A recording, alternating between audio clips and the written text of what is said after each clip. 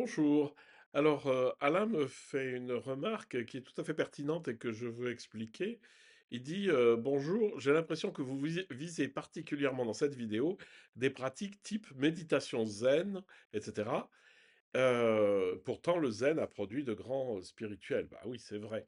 Alors, soyons clairs et précis. Ce que je dis toujours, c'est que la dureté, ça marche pas, la rigidité, ça marche pas, parce que c'est toujours l'ego qui veut, et la durée, c'est pareil. C'est-à-dire, croire que parce qu'on médite 2 heures, on va aller 2 fois plus profond, c'est pas vrai, ça marche pas. Faites l'expérience, vous verrez bien. Ce qui est le plus important, c'est que ça, c'est pas une tradition particulière, qui serait le zen par exemple,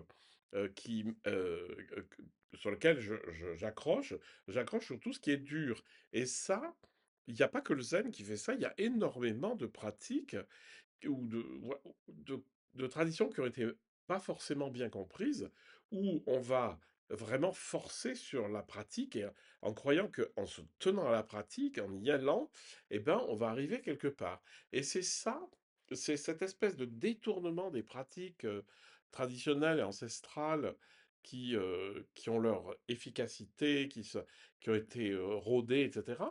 Quand c'est saisi par des petits égos, et ben ça donne des pratiques, ben voilà, il faut y aller, il faut forcer, etc. Je vous donne un exemple. Une amie disait un jour qu'elle était dans un groupe de zen avec une maîtresse zen qui était très sympa et tout, ça se passait bien.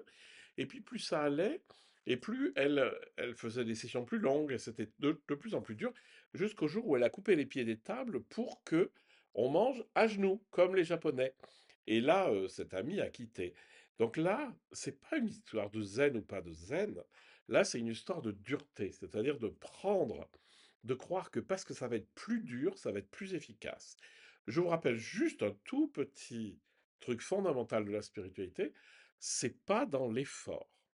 C'est pas dans l'effort, c'est pas dans le je veux, c'est pas dans je vais y arriver, ça marche pas. C'est dans une espèce de lâcher prise. Et d'ailleurs, par rapport au zen, je suis très influencé ou j'ai beaucoup apprécié ce que présente Shodo Harada, donc qui est un maître zen japonais qui doit être mort maintenant, et qui était au Kinkakuji, donc euh, au Japon. Et là, c'est tout dans la douceur. Si ça vous fait mal, c'est pas normal. Si vous êtes tendu, c'est pas normal, etc. Donc, pas d'effort, quoi. On est dans le non-effort, et surtout, ça débouche sur de la bienveillance universelle. Et ben voilà, là, on est tout à fait juste. C'est pas les traditions qui ont un problème, c'est les gens qui saisissent les traditions pour en faire un outil très marqué par l'ego. Voilà, donc là, je remercie Alain pour cette question parce que pour moi c'est important, je tape absolument pas ni sur le zen ni sur quoi que ce soit, mais sur tous ceux qui ont saisi ces pratiques pour en faire quelque chose de dur. Et ça c'est dommage parce que c'est pas ça qui vous mènera à l'éveil.